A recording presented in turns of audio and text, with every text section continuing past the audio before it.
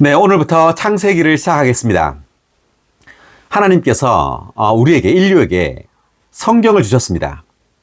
이 땅에 성경이 있다는 것이 얼마나 놀랍습니까?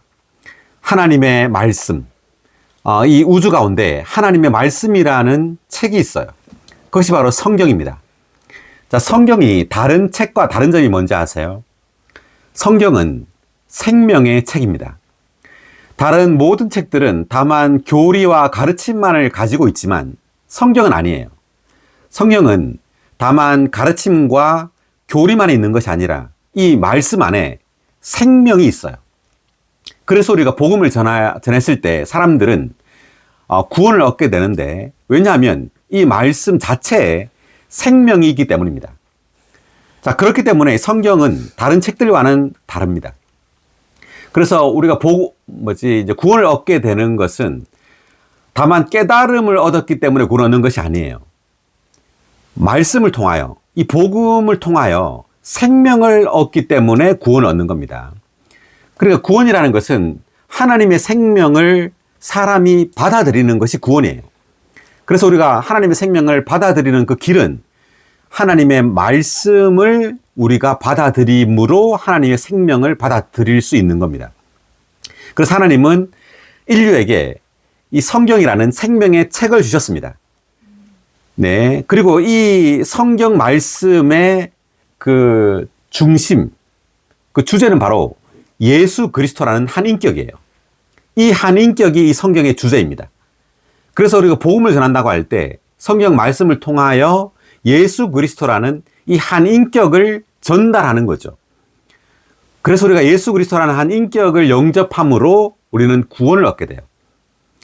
자, 이 예수 그리스도가 다만 신약에서 등장하지만 이 예수 그리스도는 다만 신약의 중심적인 인물일 뿐 아니라 구약에서도 예표와 예언과 그림자의 방식으로 이 예수 그리스도는 계시되어져 있고요.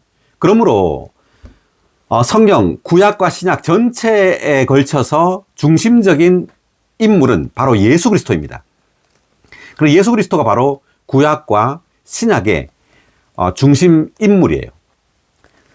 그러면 우리가 오늘 이제 창세기를 시작하게 되는데, 우리 창세기라는 이 제목은 영어로는 제네시스입니다. 여기 1장 1절에 이제 각주 중간을 보니까 제가 읽어보면 창세기의 영어 이름인 제너시스는 산출 기원을 의미하며 70인역 성경에서 처음 이 책의 제목으로 사용되었다라고 말합니다. 자, 원래 이제 성경은 그 제목이 없습니다. 원래 그 발견되었을 때 이제 두루마리로 발견됐잖아요. 그것은 뭐 사해사본 이렇게 두루마리로 발견되어졌는데, 이 책에 이제 이름을 붙이게 됐죠. 그 창세기라는 이름을 이제 창세기에 붙였고요. 그래서 이 창세기라는 이 책의 의미가 바로 산출, 기원이라는 뜻입니다. 그래서 이 책의 시작은 in the beginning, 태초에라는 그 창세기 1장 1절로부터 시작을 하죠. 자, 그런데 1장 1절에 보니까 태초에 하나님께서 하늘들과 땅을 창조하셨다, 이렇게 나옵니다. 자, 그렇다면 이 창세기는 누가 썼을까요? 모세가 썼습니다. 모세는 5권의 책을 썼어요. 뭘까요? 그걸 이제 모세오경이라고 하는데, 창세기, 출애굽기, 레위기, 민수기, 신명기, 이 5권을 모세오경이라고 해요. 자, 이 5권의 책을 모세가 썼고, 그 다음 이제 여호수아는 여호수아가 썼는데, 제가 한번 여기에 칠판 안 보면요.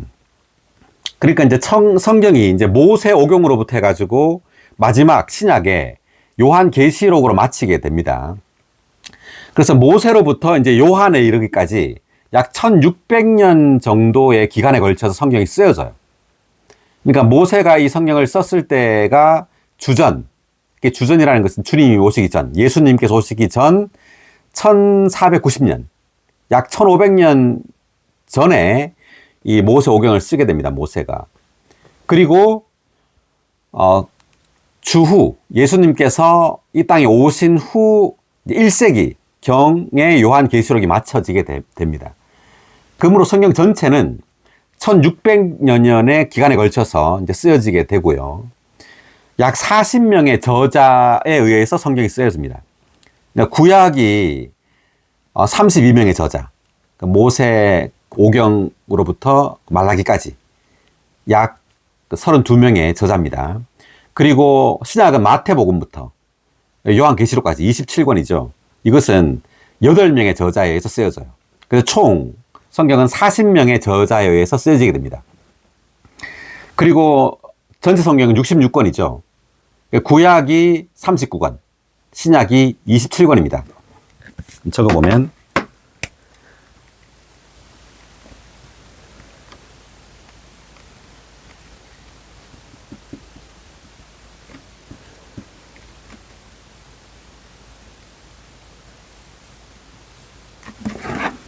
자, 구약이 39권, 신약이 27권이에요.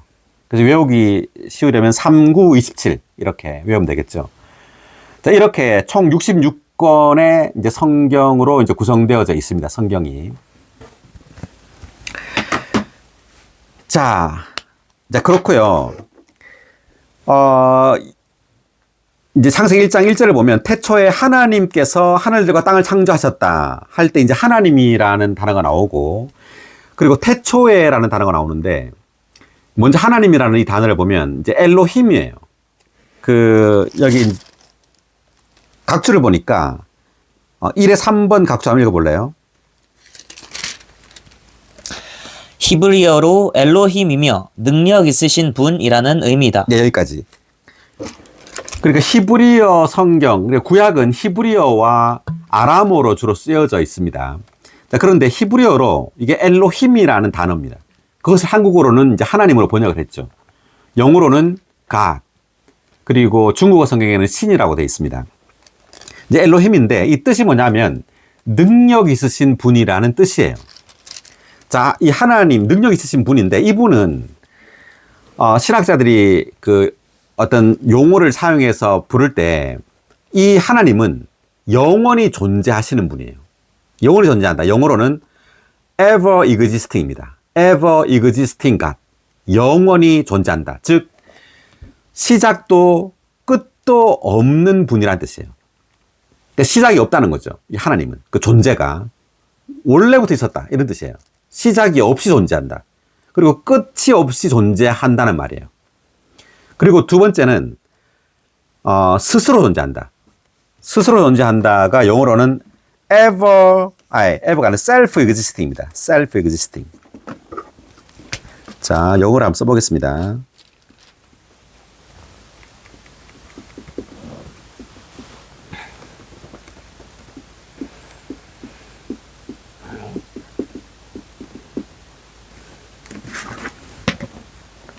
하나님을 말할 때 이 두 가지 특징이 있는데 ever existing, 영원히 존재하고 self-existing, 스스로 존재한다. 즉 누군가에 의해서 창조된 게 아니란 말이죠. 스스로 존재한단 말이에요.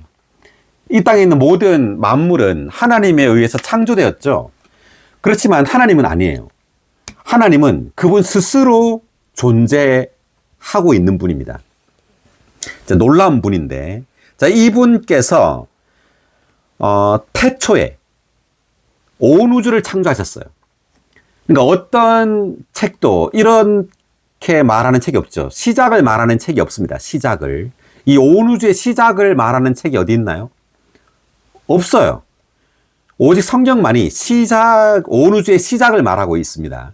자, 온 우주의 시작이 어떻게 되냐면 태초에, 그 시작에, in the beginning, 하나님께서, 엘로힘께서, 능력 있으신 분께서 하늘들과 땅을 창조하셨다라고 말합니다. 자, 창조했다. 그러니까 지금 이제 이 땅에 보면은 이 세상은 진화론과 창조론이 있죠. 그런데 성경은 창조했다고 말해요. 온 우주가 저절로 생긴 것이 아니라, 생긴 것이 아니라 하나님이라는 이 신이, 엘로힘이 창조했다고 말하죠. 할렐루야! 네, 성경은 하나님께서 온 우주를, 하늘과 땅을 창조했다고 말합니다. 이 창조라는 이 단어는 없는 것을 있게 만드는 거죠. 그래서 이 하나님은 신이에요. 그러니까 우리가 신격을 말할 때 그 몇 가지가 있는데, 신격 첫 번째가, 제가 이것도 한번 적어 볼게요. 자, 신격, 오직 하나님만이 할 수 있는 것.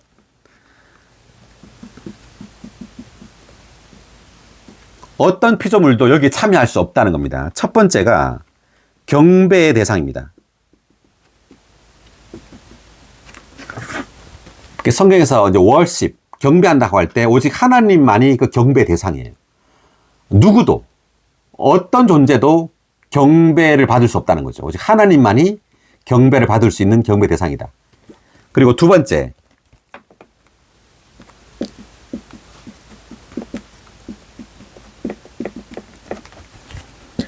창조 능력입니다. 오직 하나님만이 없는 것을 있게 만들 수 있다. 그 누구도 무에서 유를 창조할 수 없다는 겁니다. 이것은 신격에 해당한다. 그리고 세 번째가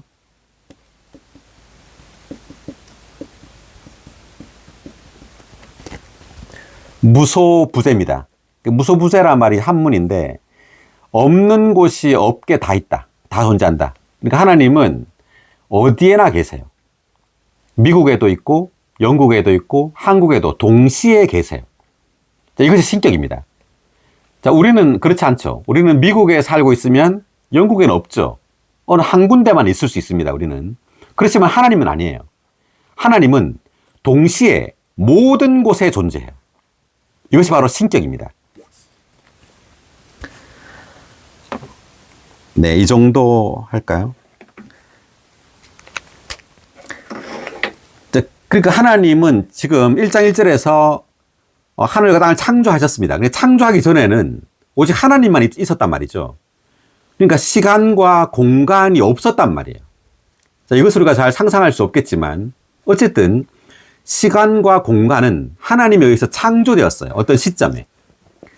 그전에는 공간도 없었어요. 시간도 없었고. 그러니까 하늘들과 땅을 창조하면서부터 공간과 시간이 존재하게 된 거예요. 그래서 이 하나님이라는 분은 창조의 영역 안에도 있고 바깥에도 있어요. 그렇지만 모든 피조물은 창조의 영역 안에만 있죠. 우린 창조의 영역을 벗어날 수 없습니다. 그렇지만 이 신격은 창조의 영역 밖에도 존재하고 있어요. 자, 그 다음에 창세기 1장 지금 1절을 읽었죠. 자, 태초에 하나님께서 하늘들과 땅을 창조하셨다 이렇게 되어 있고요. 자, 그 다음에 1의 5번 각주도 한번, 아니에요, 1의 4번 각주 먼저 읽고 지나갈까요? 하나님의 창조의 과정을 보면 하늘들과 그 안에 있는 천사들이 먼저 창조되었고, 땅, 아마도 땅에 어떤 생물들이 있었을 것임, 이 나중에 창조되었다. 그러니까 하늘들과 땅을 창조했다고 할 때 하늘들이 먼저 언급이 됩니다. 그래서 하늘들 안에 있는 천사들도 여기에 포함된 거예요. 천사들도 하늘을 창조할 때 창조했다는 거죠. 천사들도. 그 다음에 땅을 창조했는데 땅에 있는 어떤 생물들도 창조했을 것이다 라는 거예요. 자, 이것을 이제 추측을 하는 게 이제 욥기 보니까 38장 뭐 4절부터 7절까지 돼 있는데, 자, 각자 읽어보시고요. 어쨌든 이때 이제 생물들은 나중에 이제 보게 되겠지만 이 생물들 중에 일부가 사탄의 배역을 따랐습니다. 그래서 이들이 하나님의 심판을 받으면서 이제 귀신들이 돼요. 그래서 이 귀신들이 사람의 몸으로 자꾸 들어오려고 한다든지, 돼지 때에 이제 들어가서 바다로 빠져 죽잖아요. 여기 보험서에 보면. 이제 그것들이 이제 바로 이 생물들입니다. 사람이 창조되기 전에 창조된 어떤 생물들을 가리키는 거예요. 자, 그 다음 1의 5번 각주 보면은 5번이 창조하셨다에 대한 각주 읽어볼까요? 여기에서 창조하셨다는 무에서 유를 산출하는 것을 의미한다. 이 단어는 창세기 2장 4절에 있는 만드심과 2장 7절에 있는 지으시고와는 다른 단어인데, 만드신과 지으시고는 이미 있는 것을 가지고 다른 어떤 것을 이루어내는 것을 의미한다. 여기에 창조하셨다라는 이 동사는 무에서 유를 산출하는 것을 의미하는 동사입니다. 그렇지만 창세기 2장 4절하고 7절에는 지으시고 또는 만들고라는 단어를 사용합니다. 자, 이것은 창조하다라는 단어와는 달라요. 창조는 무에서 유를 산출하는 거지만 만드시고와 지으시고는 이미 있는 것을 가지고 어떤 것을 이뤄내는 것을 의미한다는 거죠. 자, 그러면 우리가 하나님께서 왜 하늘들과 땅을 어떤 시점에 창조했을까요? 분명히 목적이 있겠죠. 우리가 예를 들면 이 방에 있는 어떤 것을 볼 때, 뭐 전등이라든지 그 책상이라든지 의자라는 것을 볼 때 목적이 있잖아요. 그 전등은 빛이 필요하기 때문에 전등이 있는 거고, 또 의자라는 앉기 위해서 의자가 있잖아요. 그래서 이 땅에 있는 것들 중에 목적이 없이 만들어진 건 없죠. 다 어떤 목적을 가지고 누군가가 만들었을 거 아니에요. 마찬가지로 우주도 마찬가지입니다. 하늘들과 땅을 하나님께서 왜 창조했는가 하는 거예요. 그러니까 하나님은 온 우주를 창조하기 전에 어떤 목적을 가지고 있었어요.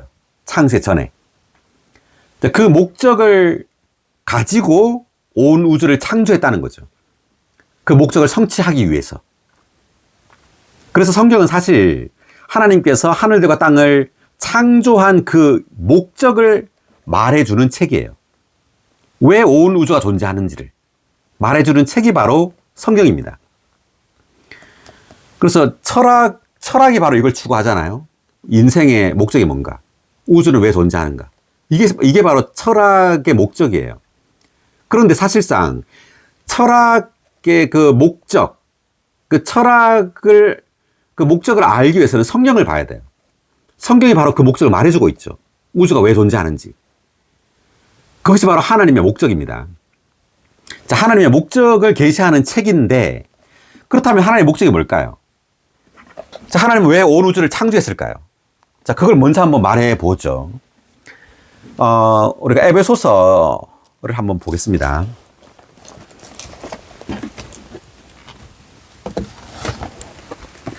자, 에베소서 1장.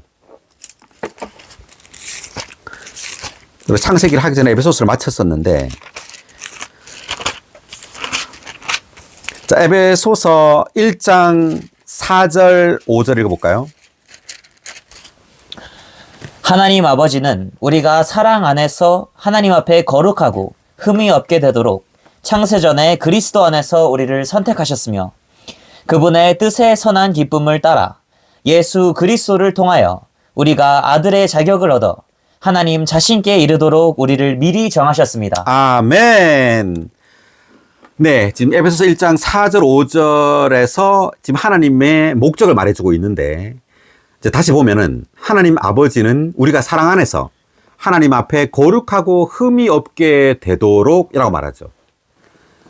거룩하고 흠이 없게 되도록 창세 전에, 온 우주를 창조하기 전에 그리스도 안에서 우리를 선택하셨다고 말합니다. 우리 선택한 게 언제죠? 태어난 후인가요? 우리가 태어난 후인가요? 아니면 우리가 태어나기도 전, 온 우주가 창조되기 전에 우리를 선택했나요? 언제예요? 창세전이죠. 예, 창세 전에 우리를 미리 선택을 했어요. 어떻게 되도록? 하나님 앞에 거룩하고 흠이 없게 되도록. 자, 5절. 그분의 뜻의 선한 기쁨을 따라 예수 그리스도를 통하여 우리가 아들의 자격을 얻어라고 말합니다. 자, 굉장히 중요한 지금 목적을 말해주고 있죠. 자, 그분의 뜻의 선한 기쁨이 뭐냐면 우리가 아들이 되는 거예요. 하나님의 아들. 아들의 자격을 얻어 하나님 자신께 이르도록 우리를 미리 정하셨다고 말합니다.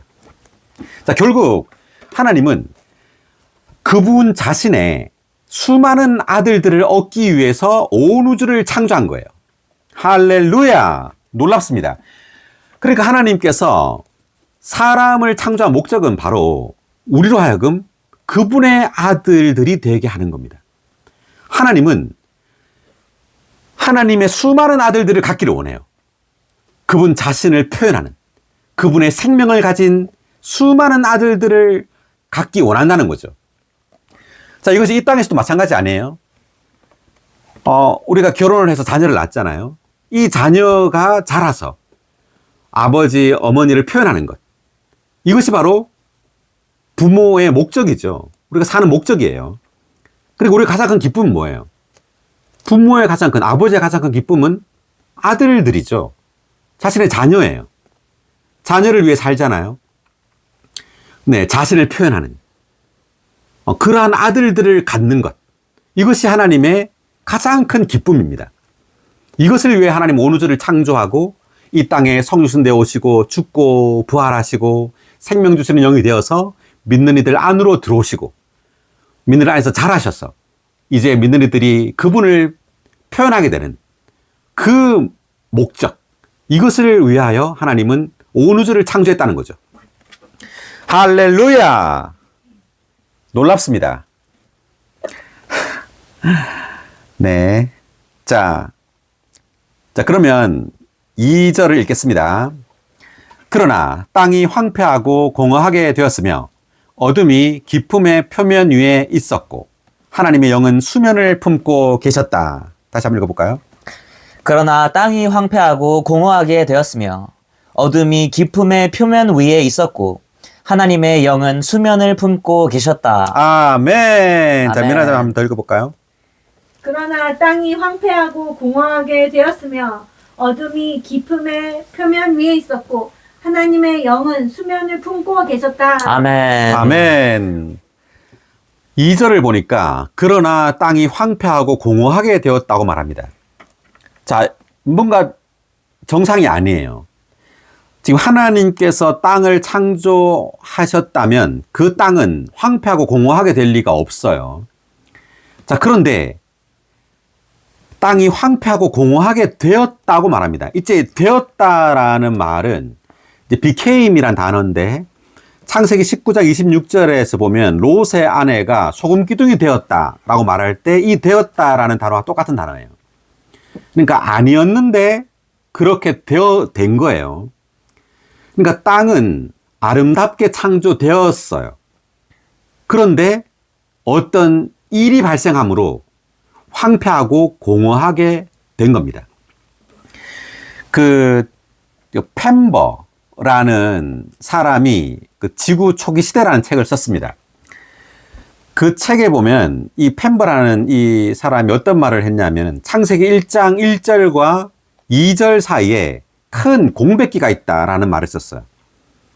그러니까 창세기 1장 1절에서 하나님이 하늘과 땅을 창조했죠. 그리고 이제 2절이 바로 나오지만 사실상 하나님이 태초에 온 우주를 창조하고 난 다음에 아주 큰 어떤 기간이 있었다는 거예요. 누구도 알 수 없는 그런 기간. 그 기간 동안에 어떤 일이 발생했느냐면 하나님께서 창조한 그 천사들 중에 천사장 루시퍼죠. 이사야서에 나오는 이사야서 14장과 에스겔 28장에 나옵니다. 그 사탄을 상징하는 그 예표가 나오고 있는데 거기에 천사장 루시퍼가 하나님의 보좌에 앉으리라 이런 말을 하고 있어요. 그러면서 반역을 하게 됩니다. 하나님께. 이제 반역을 하게 되면서 그 반역을 따르게 돼요. 그 천사들 중에 3분의 1이. 그리고 생물들도 따르게 됩니다. 그래서 이 생물들은 귀신들이 되고 그 몸을 이제 뺏기게 되죠. 하나님의 심판에 의해서. 그리고 이제 사탄을 따르는 이 천사들도 이제 악한 영이 됩니다. 악한 천사들이 되는 거예요. 자, 그리고 또한 그들뿐만 아니라 이 우주도 하나님의 심판을 받게 돼요. 이 일에 의해서. 자, 받게 되는데 여기 각주를 보니까 2의 1번 각주, 그러나에 대한 각주 읽어볼까요? 창세기 1장 2절에 1번 각주. 하나님은 땅을 좋은 질서가 있는 곳으로 창조하셨다. 이 절에서 그러나와 되었으며 라는 말은 하나님께서 창조하신 땅이 황폐하고 공허하게 된 어떤 사건이 발생했다는 것을 가리킨다. 네, 여기 보면 하나님은 땅을 좋은 질서가 있는 곳으로 창조하셨다. 욥기 38장 4절부터 7절, 또 이사야 45장 18절에 보면 이제 그렇게 나옵니다. 자, 그런데 이 절에서 그러나 땅이 황폐하고 공허하게 되었으며 라는 말은 하나님께서 창조하신 땅이 황폐하고 공허하게 된 어떤 사건이 발생했다라는 거죠. 자, 계속 읽어보면 이 대격변을 가져온 사건은 사탄의 반역이 있은 후에 아담 이전 시대의 우주를 하나님께서 심판하신 사건이었다. 예, 사탄의 반역이 있었다는 거죠. 있은 후에 여기는 이제 사탄의 반역이 나오지 않아요. 지금 여기 창세기에는. 그렇지만 이사야서와 에스겔을 보면 이제 그 사건이 약간 언급이 되고 있어요. 사탄의 반역이 있은 후에 아담 이전 시대 우주를 하나님께서 심판하신 사건이 있었다는 거죠. 자, 그다음 이 심판은 사탄에게 집행되었으며 사탄의 반역에 가담한 천사들에게와 아담 이전의 땅 위 생물들에게도 집행되었고 하늘들과 땅 그것들 자체에도 집행되었다. 네, 그 사탄 그리고 악한 천사들 그 땅의 생물들에게만 집행된 게 아니라 하나님의 심판이 하늘들과 땅 그것들 자체에도 하나님의 심판이 집행되었다는 거예요. 자, 그렇기 때문에 여기 지금 땅이 황폐하고 공허하게 된 겁니다. 자, 그리고 어둠이 깊음의 표면 위에 있었고 라고 나와요. 자, 이때 어둠 그리고 깊음이 나오죠. 자, 이 깊음이라는 것은 히브리어로 깊음의 물을 말하고 있는 겁니다. 물. 그러니까 하나님은 이제 이 두 가지에 의해서 이 심판을 하는데 어둠과 물이에요. 깊음의 물입니다. 자, 이에 2번 각점 읽어볼까요? 구약에서 황폐와 공허함이라는 말이 함께 사용되면 그것은 언제나 하나님의 심판의 결과를 가리킨다. 어둠이 깊음의 표면 위에 있었고 라는 것도 하나님의 심판의 표시이다.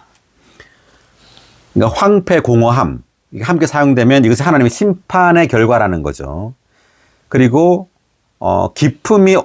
어둠이 깊음의 표면에 있었고라는 것도 하나님의 심판의 표시라는 겁니다. 그러니까 자, 제가 그림을 한번 그려보면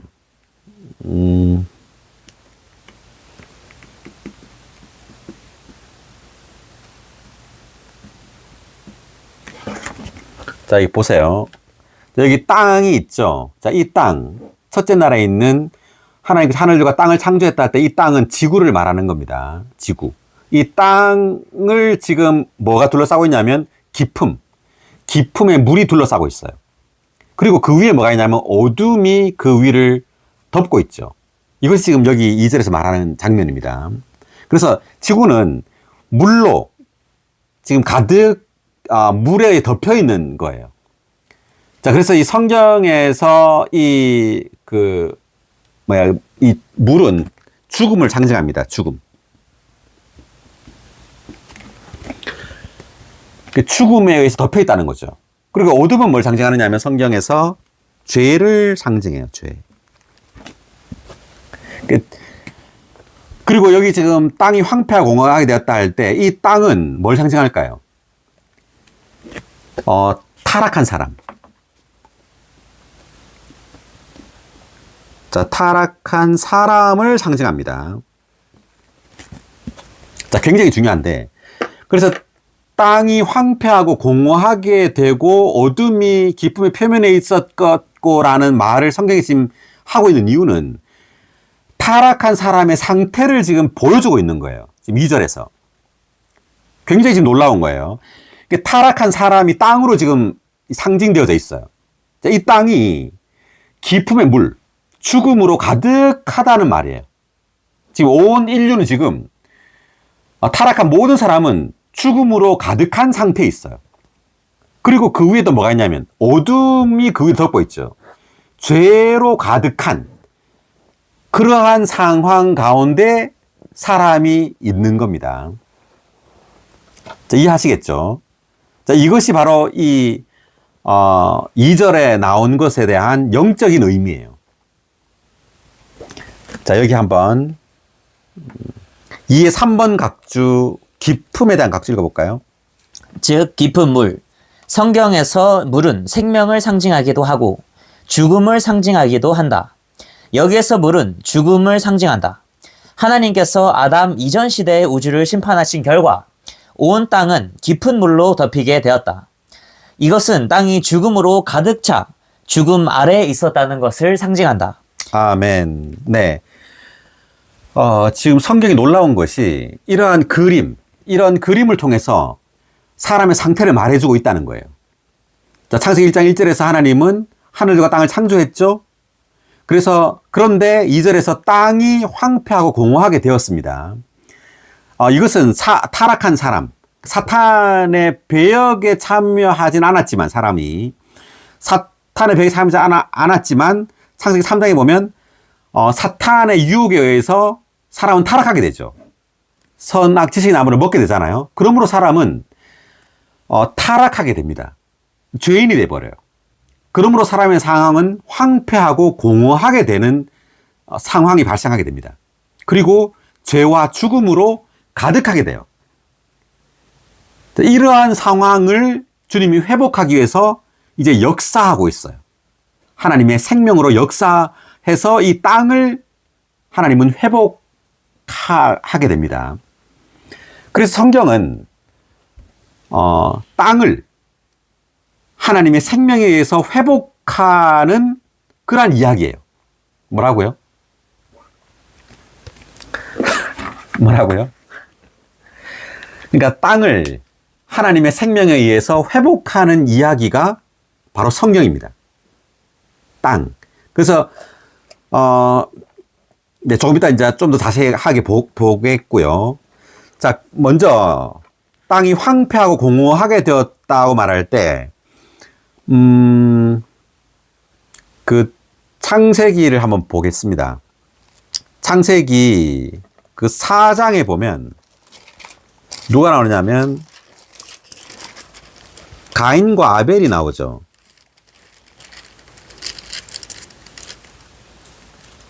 자, 그 2절, 4장의 2절 한번 읽어볼게요. 하와가 또 가인의 동생 아벨을 낳았다. 아벨은 양을 치는 사람이었으나 가인은 땅을 경작하는 사람이었다. 네, 아벨 그리고 가인이 나오는데 그 하와가 이제 그 아벨과 가인을 낳았는데 이 아벨이라는 이름의 뜻이 뭐죠? 2의 1번 각주 보니까 숨 혹은 허무라는 뜻이다. 사람의 첫 번째 타락의 결과는 인생의 모든 것이 허무하게 된 것이다. 네, 허무라는 뜻이죠. 허무하다. 그러니까 허무라고 이름을 지은 거예요. 누가? 그 아담과 하와가. 그 아벨이라는 뜻이 허무라는 뜻입니다. 자, 그리고 24장 26절 읽어볼까요? 에노스가 나오는데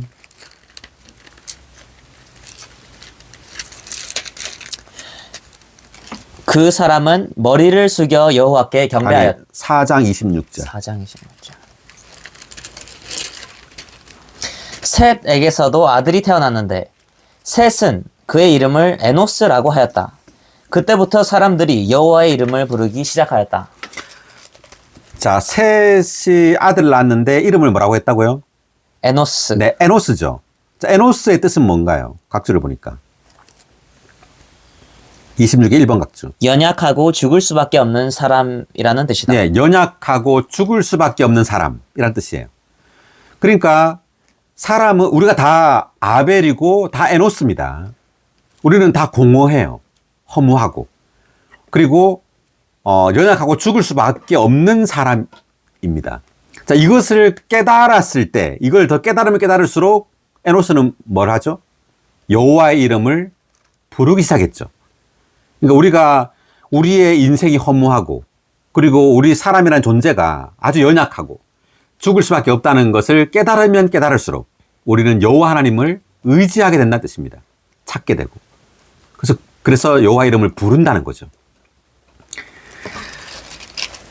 예, 다시 이제 돌아와서 그래서 이 땅이 황폐하고 공허하게 되었다. 사람이라는 이 존재가 타락으로 인해서 황폐하고 공허하게 되어버렸습니다. 그리고 이제 어둠이 기쁨의 표면 위에 있었어요. 자, 그 다음 계속 읽어보면, 2절 이제 뒷부분 보니까 하나님의 영은 수면을 품고 계셨다. 다시 한번 읽어볼까요? 하나님의 영은 수면을 품고 계셨다. 누가 수면을 품고 있었다고요? 하나님의 영. 예, 하나님의 영이죠. 자, 하나님의 영이 수면을 왜 품었을까요? 수면 밑에 뭐가 있었기 때문에? 땅이 있었기 때문이죠. 그죠? 2절에 보니까 어둠이 기품의 표면 위에 있었다 할 때, 기품 아래, 깊은 물 속에 뭐가 있었단 말이에요? 땅이 있었죠. 그 사실은 땅을 품고 있었던 거예요.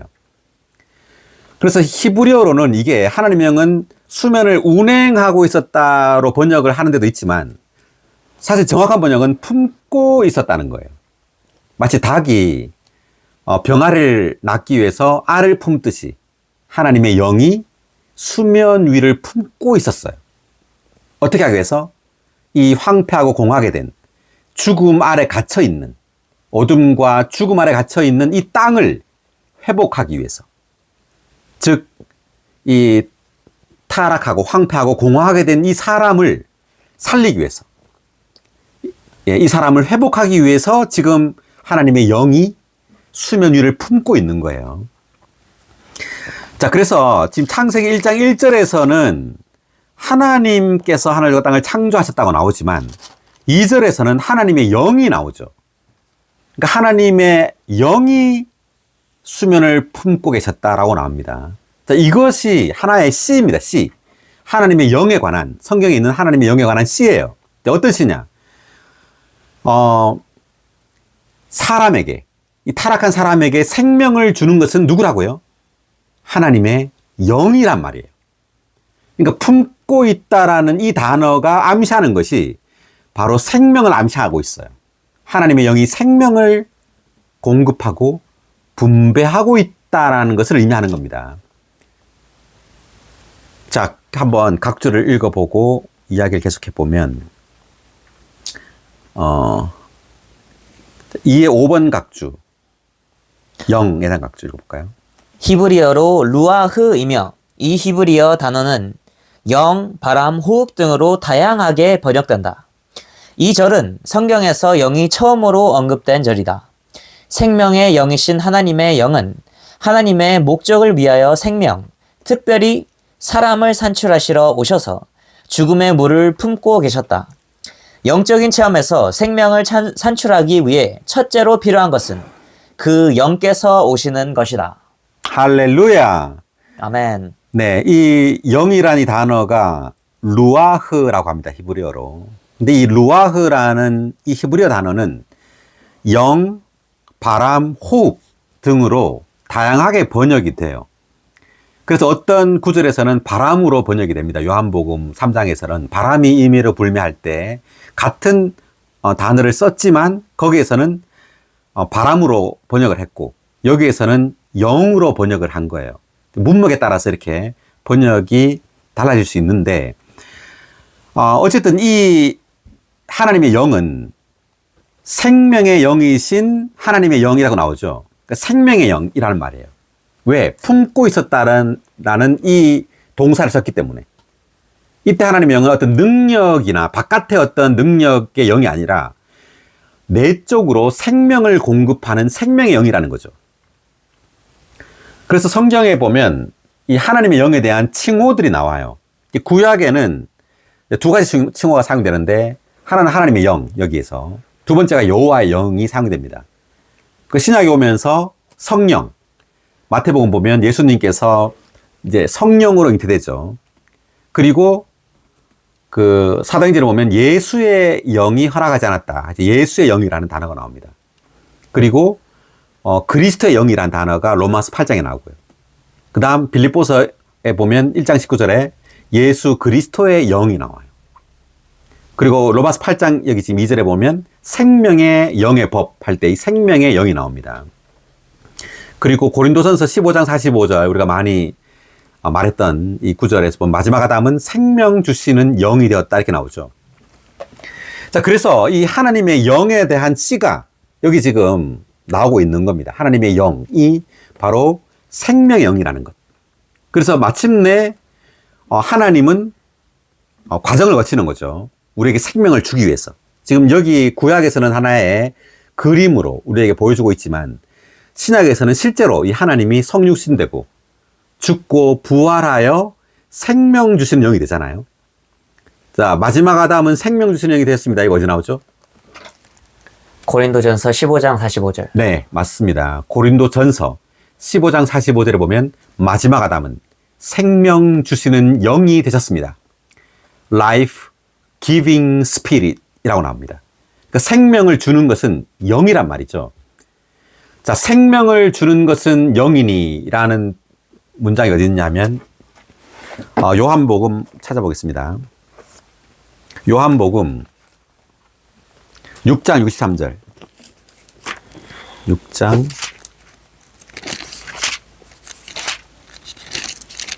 네, 63절.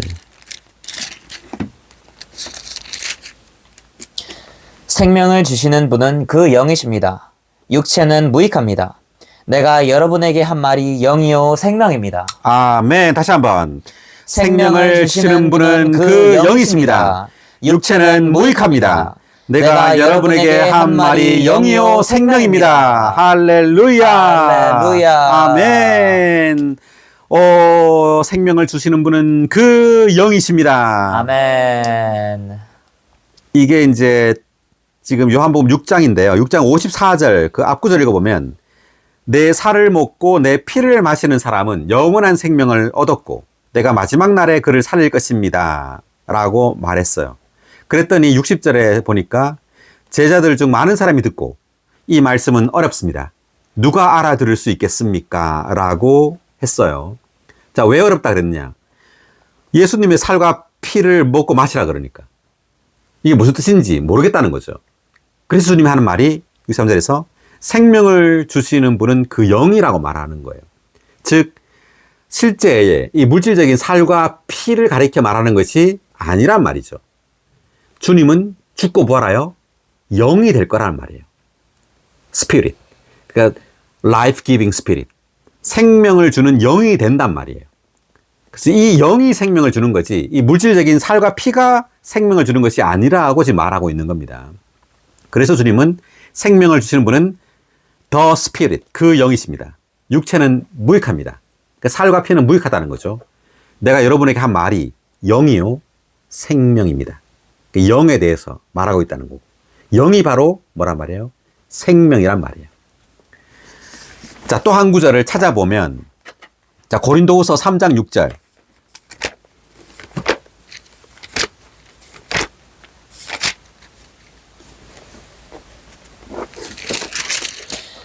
하나님께서 우리를 새 언약의 사역자들이 되기에 충분한 자격이 있게 하셨습니다.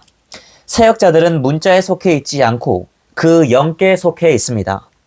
왜냐하면 문자는 사람을 죽이는 것이지만 그 영은 생명을 주시기 때문입니다. 아멘. 네, 마지막 문장. 문자는 사람을 죽이는 것이지만 그 영은 생명을 주시기 때문입니다. 아멘. 자, 사역자들, 새 언약의 사역자들에 대해서 바울이 말하고 있는데 사역자들은 문자에 속해 있지 않고 그 영께 속해 있다라고 말하고요. 문자는 사람을 죽이는 것이라고 말하고 있어요. 자, 이때 문자는 뭘까요? 자, 이때 문자는 어떤 세상의 어떤 철학이나 또는 문화나 이런 가르침을 말하는 것이 아니에요, 여기서는. 여기서는 성경 말씀을 말하는 겁니다. 율법을 말하는 거예요. 그러니까 모세의 어떤 율법, 이 문자는 사람을 죽인다고 말하고 있어요. 그래서 그 7절을 보니까 돌판에 문자로 새겨진 죽음에 속한 사역도 영광 안에서 시작되어 이스라엘 자손들은 모세의 얼굴에 있는 영광, 곧 없어져가는 영광 때문에도 그의 얼굴을 똑바로 쳐다볼 수 없었는데, 자, 그러니까 모세의 사역, 율법의 사역을 죽음에 속한 사역이라고 바울이 말하고 있어요. 그러니까 그 십계명에 적힌 이 두 돌판에 십계명이 적혀 있었죠. 율법이. 이 율법이 무엇을 준다고요? 예, 생명을 주는 것이 아니라 죽음을 준다고 바울이 말하고 있어요. 그러니까 이제 모세는 이스라엘 유대인들의 핍박을 받은 겁니다. 왜냐하면 하나님께 주신 거잖아요. 하나님께서 율법을. 그리고 나쁜 걸 하라고 적혀 있는 게 아니죠. 도둑질하지 말고 부모를 공경하고 뭐 간음하지 말고 살인하지 말고 이런 말이 적혀 있잖아요. 그런데 이러한 좋은 도덕적인 말이 왜 죽음을 준다고 바울이 말했을까요? 자, 이것을 우리의 노력으로 지키려고 한다면 죽음을 준다는 거예요. 그렇지만 이것을 어떻게 우리가 지킬 수 있는가? 그 영을 통해 이것을 지킬 수 있다는 거예요. 그 영의 생명만이 우리로 하여금 모세의 그 율법을 자연스럽게 지키게 한다는 거죠. 그래서 하나님은 우리의 사람의 노력과 능력으로 도덕적이 되거나 영적이 되려고 되기를 원치 않아요. 그것은 오히려 사람을 죽게 해요. 그 영이, 우리 안에 있는 생명 주시는 영이, 우리로 하여금 그러한 도덕적인 율법을 자연스럽게 살아내게 해야만 해요. 자, 이것이 바로 하나님께서 이 새 언약의 사역자들에게 하는 말이죠. 바울이 깨달은 겁니다. 문자는 죽게 한다는 거죠. 그 영만이 생명을 준다는 겁니다. 자, 그래서 다시 돌아와 창세기를 보면 이 하나님의 영이 수면을 품고 있다라는 이 지금 문장에서 우리는 아주 커다란 계시를 보는 겁니다. 하나님의 영이 생명을 준다는 거예요. 문자는 죽이지만 하나님의 영은 생명을 준다는 거죠. 그러므로 우리는 반드시 우리 안에 들어온 이 생명 주시는 영을 접촉하고 이 영을 누려야 돼요. 아멘. 그럴 때 이 어둠과 죽음을 이길 수 있어요. 아멘. 자, 그 다음, 그런 말이고요. 자, 이제 3절로 넘어가 보겠습니다. 3절. 하나님께서 말씀하셨다. 빛이 생기라. 그러자 빛이 생겼다. 아멘. 다시 한번. 하나님께서 말씀하셨다. 빛이 생기라. 그러자 빛이 생겼다. 아멘. 할렐루야. 아멘. 네, 하나님께서 말씀을 하셨더니 빛이 생겼습니다. 우리가 요한복음 1장 4절을 다시 한번 볼까요?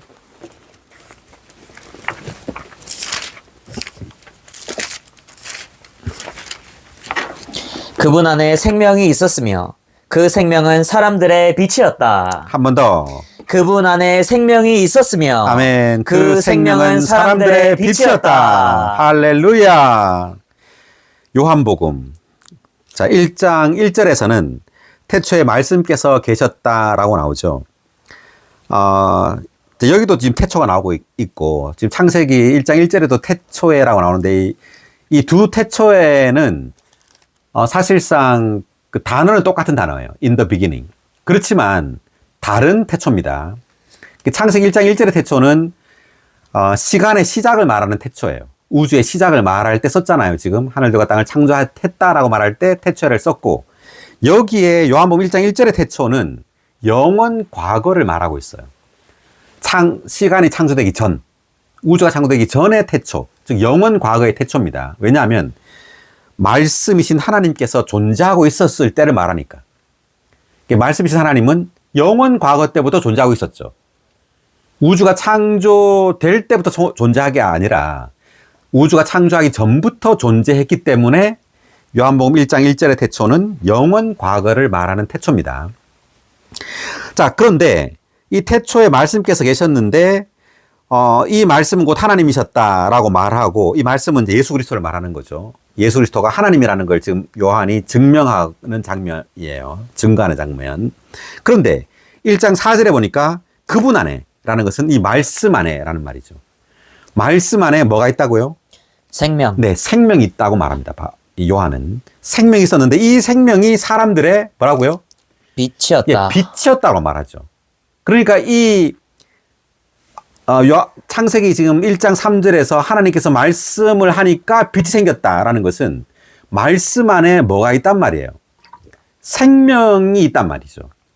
하나님의 말씀 안에는 생명이 있고 이 생명이 빛이란 말이에요.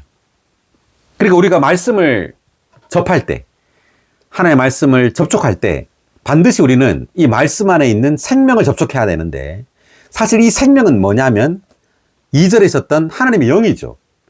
하나님의 영이 수면을 품고 있었잖아요. 그리고 우리가 아까 요한복음 6장과 그리고 고린도 후서 3장에서 봤지만 그 영이 생명이죠. 그 영이 생명을 주잖아요. 그렇기 때문에 이 창세기 1장 3절에서 이 말씀 안에 있는 것은 생명이신 하나님의 영이에요. 그러니까 하나님의 영이 어떻게 우리에게 전달되느냐 하면 말씀을 통해 우리에게 전달돼요. 공중에서 하나님의 영이 우리에게 오는 것이 아니라 말씀을 통해서, 말씀 안에서 하나님의 영은 생명으로서 우리 사람에게 전달된다. 사람에게 전달된 이 하나님의 말씀 안에 있는 하나님의 영은 바로 빛이라는 거예요. 자, 3절의 1번 각주를 한번 읽어볼까요? 창세기 창세기 1장 3절의 1번 각주, 말씀에 대한 각주를 읽어보겠습니다. 1장 3절 1번 각주. 그 영께서 수면을 품으신 후에 하나님의 말씀이 임하여 빛을 이끌어왔다. 영적인 체험에서 생명을 산출하기 위해 둘째로 필요한 것은 말씀이 오는 것이고, 셋째로 필요한 것은 빛이 오는 것이다. 네. 그러니까 하나님의 영이 먼저 있고, 그리고 하나님의 영은 말씀 안에서 체현되어서 이제 빛으로 우리에게 오는 거죠. 그리고 첫 번째 하나님의 영, 두 번째 이제 말씀, 그리고 셋째로 빛이 우리에게 도달한다는 겁니다. 계속 읽어보면, 그 영과 말씀과 빛은 하나님께서 그분의 목적을 이루시기 위해 생명을 산출하시려고 사용하시는 수단이다. 그 영과 말씀과 빛은 모두 생명에 속한다. 그 영이신 그리스도는 하나님의 실제이시고, 말씀이신 그리스도는 하나님께서 하시는 말씀이시며, 빛이신 그리스도는 하나님께서 비추시는 빛이시다. 아멘. 자, 다시 말하면 이 셋 다 그리스도예요. 그 영도 그리스도고, 말씀도 그리스도고, 빛도 그리스도라는 말이죠. 그래서 그 영이신 그리스도는 하나님의 실제라는 말이고, 그 영이. 그 다음 말씀이신 그리스도는 하나님께서 하시는 말씀이고, 그리고 빛이신 그리스도는 하나님께서 비추시는 빛이다. 이렇게 말했습니다. 자, 제가 한번 이제 그림을 아까 이제 그렸었는데, 다시 한번 그려보면, 자, 지구가 있고, 그 다음에 지구 둘레를 죽음의 물이 둘러싸고 그 위에 어둠이 있었죠. 자, 이렇게 있었습니다. 지구, 땅을 물이 지금 둘러싸고 있고, 그 위를 이제 어둠이 둘러싸고 있죠. 자, 그래서 이 지구, 이 땅을 회복하기 위해서 이 두 가지, 어둠과 이 죽음의 물이 해결돼야 됩니다. 자, 이것을 해서 먼저 하나님은 이 어둠을 해결하기 위해서 뭘 비췄죠? 빛이 비쳤죠, 빛. 네, 빛이 비춤으로 이제 어둠을 이기게 된 거예요. 어둠을 뚫게 된 거죠. 자, 그 다음에 우리가 보겠지만 이 죽음의 물을 뚫기 위해서 주님은 창공을 사용합니다. 창공. 물과 물 사이에 창공이 있어 라고 말하고 있어요. 그래서 빛으로 어둠을 이기고 창공으로 이제 물을 이기면서 셋째 날에 땅이 물에서부터 나오게 됩니다. 자, 한번 다시 해보죠. 자, 4절 읽을게요. 그 빛이 하나님께서 보시기에 좋았다. 하나님께서 빛과 어둠을 나누셨다. 하나님께서 빛을 낮이라고 하셨고 어둠을 밤이라고 하셨다. 저녁이 되고 아침이 되니 하루였다. 4절을 보니까 하나님께서 빛과 어둠을 나누셨다라고 되어 있죠. 그러니까 빛이 생기기 전에는 어둠만이 있었어요. 지금 2절에 보면 그렇죠. 어둠이 기쁨의 표면에 있었죠. 그래서 어둠만 있었는데 빛이 생김으로 빛과 어둠이 나누어졌어요. 그러니까 여전히 어둠은 있어요. 그죠? 어둠이 있죠. 여전히 빛과 어둠이 나눠졌다고 말하니까. 그러니까 절반은 빛이고 우주의 절반은 어둠이라는 말이에요. 자, 그런데 나누어졌다라는 말은 우리의 영적인 체험 가운데 이것을 본다면 우리에게 생명의 빛이 계속해서 더 증가할수록, 빛이 증가할수록 어둠과 빛이 나누어져요. 분별됩니다. 그러니까 우리가 빛이 없을 때는, 생명의 빛이 없을 때는 무엇이 어둠인지, 그러니까 무엇이 죄인지, 무엇이 의인지를 잘 모르게 돼요. 무엇이 빛인지, 무엇이 어둠인지를 모르게 되지만 계속해서 생명의 빛이 우리에게 증가하면 할수록 점점점 분별이 뚜렷해지게 됩니다. 자, 레위기 11장 3절을 한번 볼까요?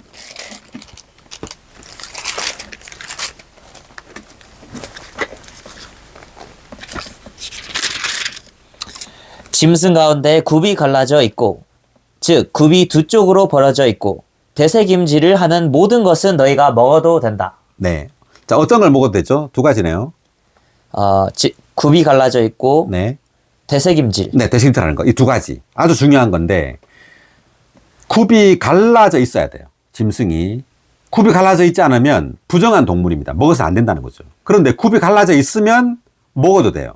자, 그 말은 뭐냐면 굽이라는 것은 발굽을 말하죠. 발.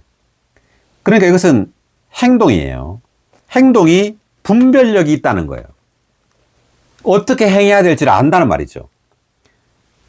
분명하게 나누어진다. 무엇이 빛이고 무엇이 어둠인지를 분명히 알 때 우리는 어떻게 말하고 행동해야 될지를 알게 된단 말이죠.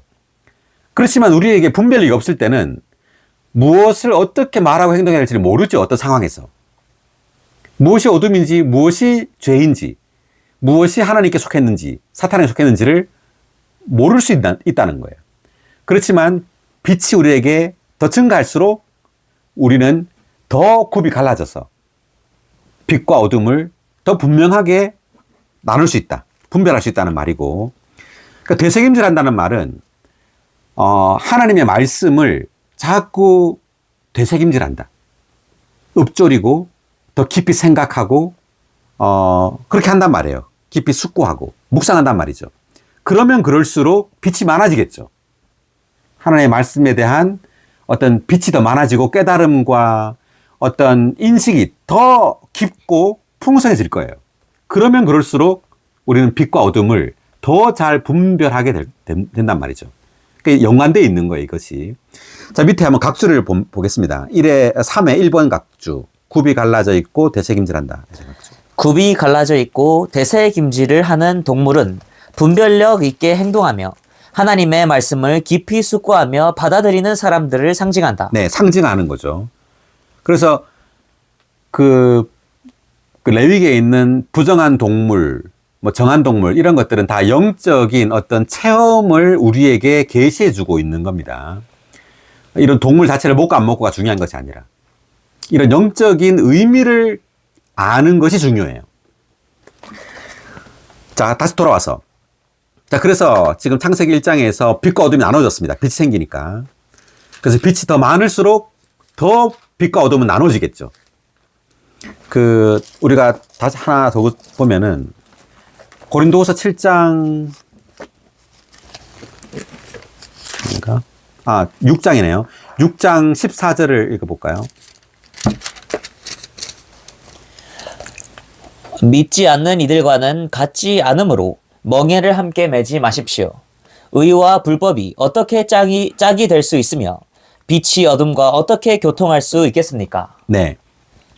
고린도후서에서 바울은 우리의 생명이 자랄수록 하나님과 더 화목하게 될수록 더 하나 될수록 이러한 분별력이 점점 강해진다는 거예요. 그러니까 믿지 않는 이들과 같지 않다는 거죠.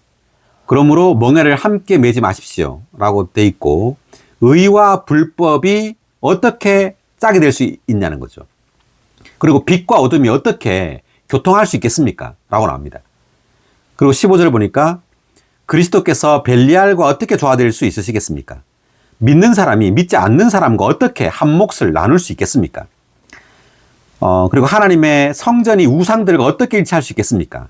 이렇게 바울이 말하면서 그리스도인의 어떤 생활이 점점 분별을 가지게 된다. 이 세상과 어떤 이 불법과 어둠과 그리고 그 우상과 점점점 거리가 멀어진다는 거예요. 생명이 자라면 자랄수록, 빛이 많아지면 많아질수록 이런 분별이 더 강해지고 분명해진다는 것을 지금 말해주고 있는 거예요. 자, 다시 돌아오면 네, 창세기 지금 1장 4절 했고 이제 5절을 보니까 하나님께서 빛을 낮이라고 하셨고 어둠을 밤이라고 하셨다. 저녁이 되고 아침이 되니 하루였다. 자, 저녁이 먼저 나오고 그다음 아침이 되죠. 그래서 유대인들의 하루는 저녁부터 시작해요. 저녁부터. 저녁 6시부터 이제 그 다음 날까지 이렇게. 그래서 주님께서 이제 6월절 날 제자들과 함께 6월절 저녁에 함께 만찬을 하죠. 그리고 그 다음 날 오전 9시부터 오후 3시까지 십자가에 달려 죽으시죠. 다 한 날이에요. 6월절 날. 그날 제자들과 함께 6월절 상을 함께 먹고 떡과잔을 먹고 또 그날 아침에 십자가에 못 박혀 죽으십니다. 그래서 유대인들은 저녁부터 하루가 시작된다. 그리고 저녁이 되고 아침이 된다는 말은 또 영적인 의미는 우리에게 있어서 저녁부터 시작한다는 거예요. 즉 우리는 황폐하고 공허하게 된 상태로 태어나게 되죠. 그래서 우리는 어둠에 있었지만 이제 주님을 믿음으로 아침의 결과를 갖게 된다. 마침내는. 그런 의미입니다. 자, 그 다음 6절. 하나님께서 말씀하셨다. 물 한가운데 창공이 생겨 물과 물이 나누어지라. 한번 다시 읽을까요? 하나님께서 말씀하셨다. 물 한가운데에 창공이 생겨 물과 물이 나누어지라. 7, 8절도 같이 다시 읽어볼까요? 하나님께서 이렇게 창공을 만드시어 창공 아래에 있는 물과 창공 위에 있는 물로 나누시자 그대로 되었다. 하나님께서 창공을 하늘이라고 하셨다. 저녁이 되고 아침이 되니 둘째 날이었다. 뭐가 있나? 자, 여기 한번 그림을 보죠. 자, 땅, 이제 지구인데, 그 지구를 물이 둘러싸고 있었다 그랬고요. 그 다음에 이 물 위에 어둠이 지금 덮고 있죠. 어둠. 그래서 마태복음 보면은 죽음과 어둠의 그늘에 앉아 있는 백성들에게 큰 빛이 비쳤다 이렇게 말하죠. 자, 그래서 죽음과 어둠에 앉아 있는 백성, 모두 타락한 사람은 죽음의 물과 이제 어둠 속에 있는 겁니다. 지금 자, 이 땅이 이제 사람이고. 자, 그런데 6절을 보니까 물 한가운데 창공이 생기라 이렇게 말했습니다. 자, 이게 이제 물인데 물 한가운데니까 자, 여기 이렇게 제가 창공을 그려보겠습니다. 자, 창공을 이렇게 그려보면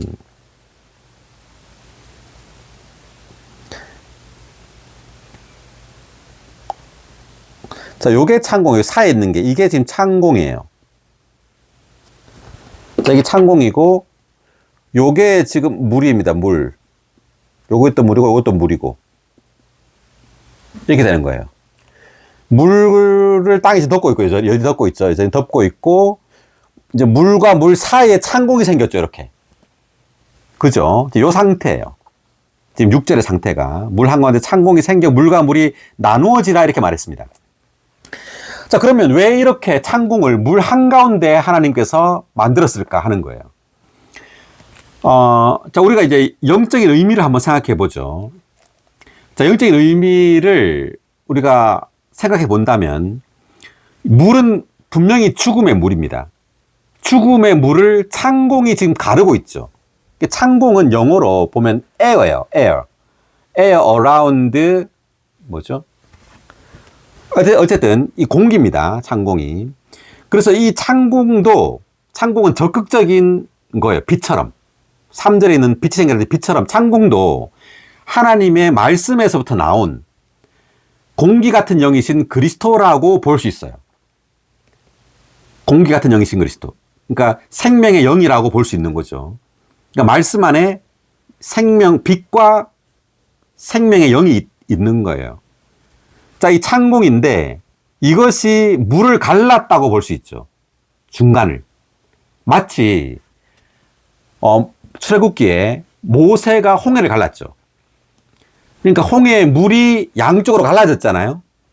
자, 이것은 죽음의 물이 생명에 의해서 갈라졌다. 즉, 죽음이 패해졌다. 죽음이 패배했다. 그러니까 그리스도는 죽음과 부활을 통하여, 십자가의 죽음과 부활을 통하여 죽음을 없앴다는 것을 의미합니다. 그 홍해 물이 갈라진 것처럼.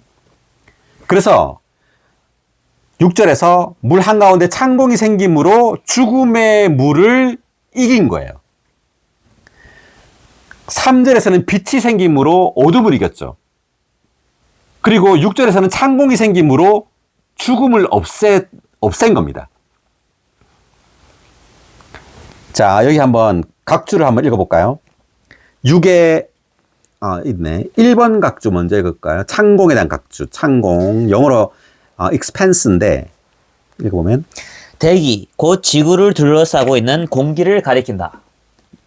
예, 지구를 둘러싸고 있는 공기, 에어죠. 이게 지구를 둘러싸고 있는 공기, 창공입니다. 자, 그 다음 6의 2번 각주 나누어지라. 물 한가운데에 창공이 만들어져서 물과 물이 나누어진 것은 영적으로 십자가의 일을 통하여 하늘에 속한 것과 땅에 속한 것을 분리시키는 것을 상징한다. 이것은 생명을 산출하기 위해 다섯째로 필요한 것이다. 그러니까 창공에 의해서 물과 물이 나눠졌다. 영적으로는 십자가의 일, 십자가에서 주님은 죽음을 없앴다는 거죠. 그리고 하늘에 속한 것, 땅에 속한 것을 분리시키는 것을 상징한다라고 되어 있어요. 빛이 생김으로 빛과 어둠이 나눠졌고, 이제 창공이 생김으로 하늘에 속한 것과 땅에 속한 것이 나누어졌다라는 의미입니다. 그러니까 영적으로 우리가 이걸 이제 체험 가운데 보면 생명이 우리가 자랄수록, 빛이 많을수록, 또 생명의 영이 우리의 가운데 더 많이 풍성해질수록 우리는 하늘에 속한 것과 땅에 속한 것을 구분하고 분리할 수 있다는 말이에요. 자, 그러면 이런 거죠. 죄는 아니지만 그렇다고 해서 하늘에 속한 것도 아닌 것이 있어요. 예를 들면 뭐 좋은 영화, 또 문학, 책들, 이런 것들이 우리에게 어떤 교훈과 좋은 말들을 하잖아요. 좋은 역할을 할 수 있죠. 그렇다고 해서 이것이 하늘에 속한 것은 아니죠. 뭐 철학, 이것이 죄는 아니지만 그렇다고 하늘에 속한 것도 아니에요. 그러니까 우리가 생명이 자라면 자랄수록 죄를 구분할 뿐만 아니라 땅에 속한 것으로부터도 우리는 분리돼야 돼요. 구분되어져야 된단 말이죠. 그러니까 많은 그리스도인들은 좋은 것들을 추구할 수 있어요. 이 땅에서. 좋은 어떤 뭐 철학, 좋은 가르침, 이런 것들을 추구할 수 있지만 그것 또한 뭐란 말이에요? 그것 또한 죽음에 속해 있는 거예요. 마치 창세기에 보면은 생명나무와 선악지식나무가 있죠. 그 생명나무는 생명이신 하나님을 상징하잖아요. 선과 악지식나무는 이 지식나무는 사탄을 상징하는 나무인데 다만 악의 나무가 아니죠. 선과 악이 다 있죠, 여기에.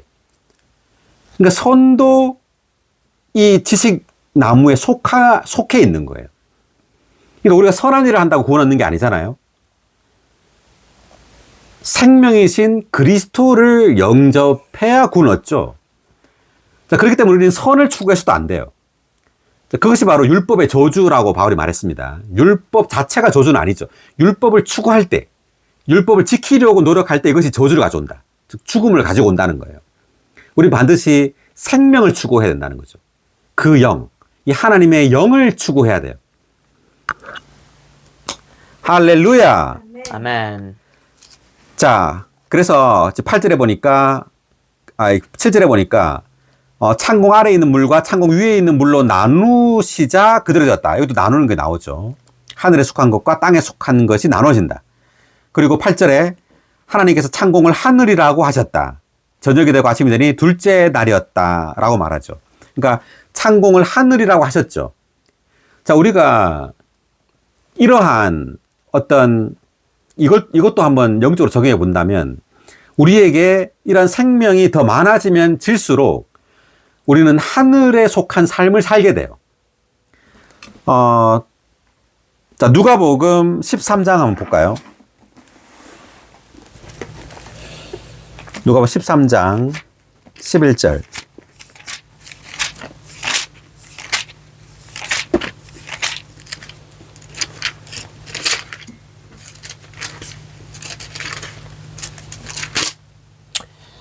보아라, 18년 동안 질병의 영이 들린 여인이 있었는데 허리가 꼬부라져 도저히 똑바로 설 수 없었다. 18년 동안 질병의 영이 들린 여인이 있었는데 허리가 꼬부라져 있었다고 합니다. 자, 허리가 꼬부라졌단 말은 어디밖에 못 보냐면 땅밖에 못 봐요.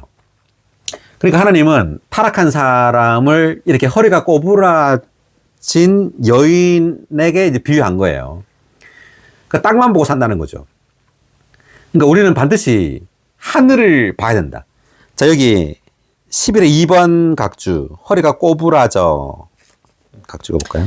직역하면 접힐 정도로 구부러져. 이것은 사람이 귀신에게 심하게 억눌려 있어서 사탄적인 세상만을 향하여 구부려져 똑바로 서서 하늘을 바라볼 수 없는 것을 의미한다. 예, 나오죠, 여기서. 사탄적인 세상만을 향하여 구부러져. 땅만 본다. 세상만을 본다는 거죠. 똑바로 서서 하늘을 바라볼 수 없는 것을 의미한다. 그러니까 실제로 이 세상 사람들은 하늘을 잘 못 보고 살아요. 바쁘게. 이 땅만 보면서. 이 세상만을 보면서 산다는 거예요. 그렇지만 우리는 하늘을 봐야 된다.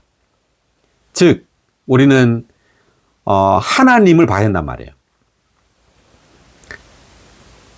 자, 마태복음 9장 20절도 한 곳을 보면 9장 20절.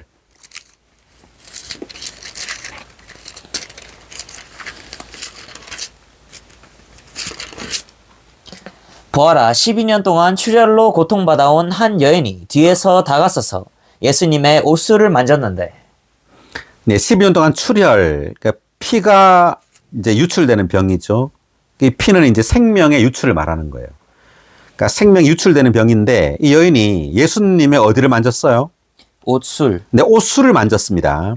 자, 옷술에 대한 각주, 20의 4번 각주 읽어볼까요? 그리스도의 겉옷은 그리스도의 의로운 행위를 상징하고. 네, 겉옷은 의로운 행위를 상징해요. 바깥에 옷이니까 어떤 행위를 말한다는 거죠. 그 다음. 옷술은 하늘에 속한 다스림을 상징한다. 네, 옷술은 뭘 상징한다고요? 하늘에 속한 다스림. 네, 옷술이 하늘에 속한 다스림을 상징한다는 것은 옷술에 민수기를 보면 청색 끈이 달려 있었어요.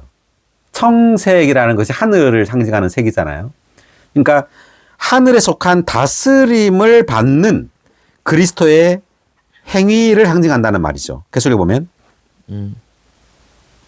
하늘에 속한 다스림을 받는 그리스도의 행위에서 나온 미덕이 병을 고치는 능력이 된다. 그러니까 이 여인이 예수님의 그 옷술을 만져서 나았다는 것은 하늘에 속한 다스림을 받는 그런 행위를 하지 않았기 때문에 이런 병이 걸렸다는 거죠. 그러니까 우리가 하늘에 속한 다스림을 받는 그런 행위를 하려면 주님을 접촉해야 돼요. 주님을 누려야 합니다. 그럴 때 우리는 하늘에 속한 삶을 살게 돼요. 그 민수기 15장 38절을 한번 확인해 보겠습니다. 민수기 15장 38절.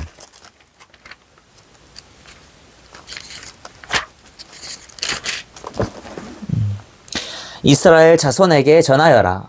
그들에게 말하여 대대로 그들의 의복 끝자락에 술을 만들고 그 의복 끝자락에 술의 청색끈을 달게 하여라. 네, 의복 끝자락에 술에 청색 끈을 달게 하여라 라고 나오죠. 각주를 보면 38의 2번 각주 청색근.